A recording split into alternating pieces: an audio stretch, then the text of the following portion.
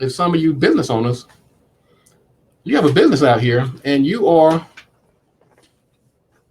doing everything in your power to succeed, but there are some basic things that you are not doing, or what we call unforced errors. I have clients giving me budgets, thousands of dollars a month to go out and spend on advertising. Some people retain me, and I'm affordable, but I'm not cheap. People put good money in my hand. I have to go out here and figure out how to make them some more money. So they invest. But sometimes it's the unforced errors. It's the self-inflicted wounds that can be the undoing of a good business idea. I'm going to be brief. You're dealing with competitors. You got direct competition. You have indirect competition. You've got errors coming at you from all directions. You got unsatisfied customers out here you're dealing with. So you got to juggle that act. You got compliance issues. You got the IRS always knocking on your door, making sure your taxes are paid. You got a pandemic. So you have your hands full of things that are beyond your control. I did a whole show on the uncontrollables, unpredictables. But what about the things that you can control?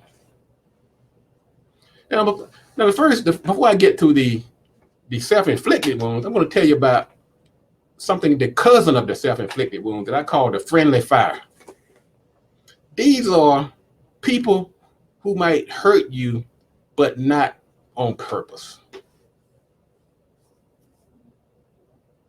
So you have your self-inflicted wounds, but you're also sometimes you can be a victim of friendly fire. Sometimes the people that you have aligned with, they're doing things that end up hurting you.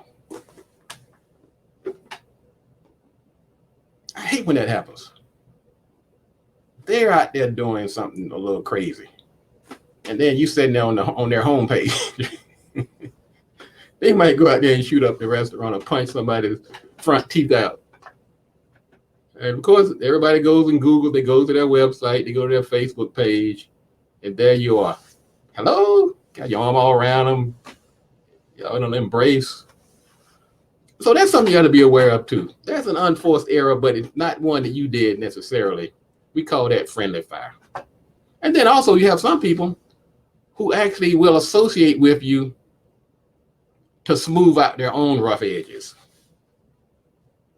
In my book called Play It in Full, I talk about that.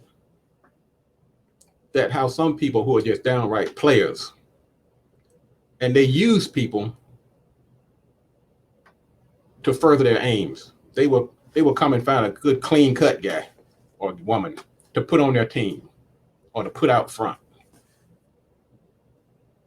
I mean, you might call that somewhat friendly fire, but it's association. So you always have to be aware of your associations. And some people, like you said, they were good. They may have been good a week ago.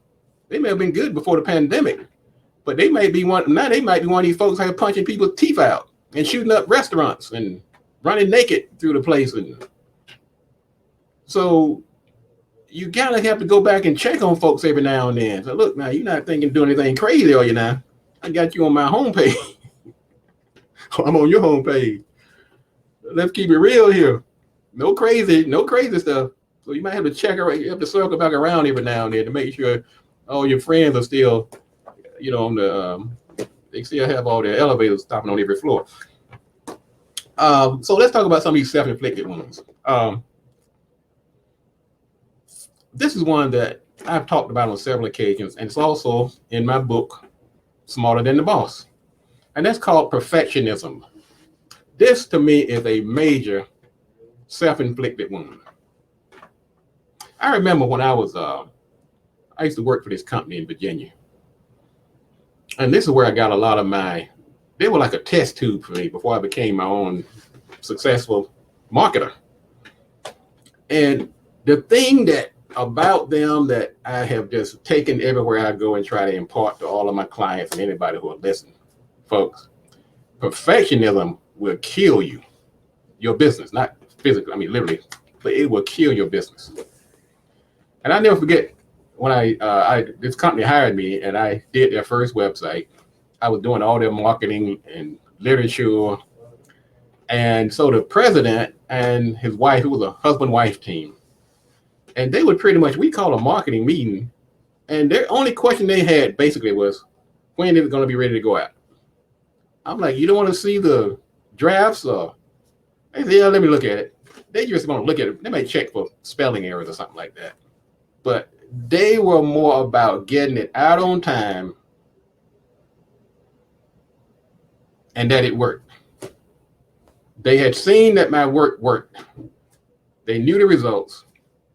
And even if they didn't know the results, they knew enough about business to know where to put their emphasis and their energies. And perfectionism is like a scourge on small business owners. I don't know where we got that from. It's like everything got to be perfect. Now, some people go to the other extreme. Nothing is right. But I'm surprised that the people that have seen the least money seem to be more into perfectionism. Is it a cultural thing? Is it a class thing? I don't know. But it is a self-inflicted wound that's killing your business. It's more important to get it done on time. That's number one. Now, the cousin of perfectionism is procrastination. Folks, just pull the trigger and go. Sometimes you win, sometimes you lose. Use that good God-given sense you have in your head that you're making the right decision and go. What if it doesn't work? What if it fails? Learn and go again. But don't procrastinate and procrastinate. I'm going to do it next year. I'll do it the year after that. That's a self-inflicted wound. And also in the same category is sweating the small stuff. As the boss, as the owner, it is your job and your responsibility to keep this train moving. You can't be the reason things stop because you're sitting there being overly analytical. You have to not sweat all this small stuff. The clients, I'm just going to tell you, let me be honest with you, okay? I deal with clients. I have some very, very successful clients. So I'm sharing with you in case one of these, if I happen to step on your toes, it's not meant in malice. It's meant to help you. The most successful clients do not sweat the small stuff. They are not perfectionists. They are not procrastinators.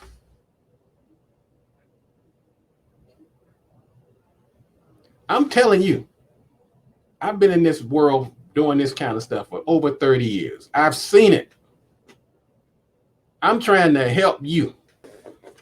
Another self-inflicted wound is putting all your business, your personal business, on social media.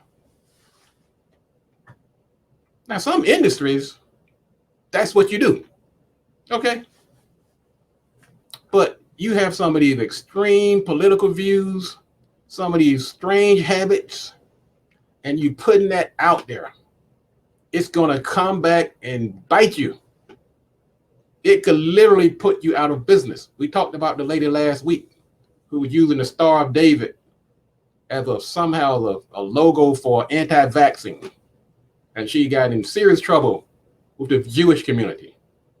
And the suppliers like Stetson, she was selling these high-end hats. Her stakeholders turned against her. That was a self-inflicted wound. She did not have to do that. She could have gotten in the closet like everybody else and talked crazy as much as she wanted to. But when you start doing those kind of things and putting it out here on social media, keep that kind of stuff to yourself. Everybody doesn't have to know what you think about every topic. That is a self-inflicted wound.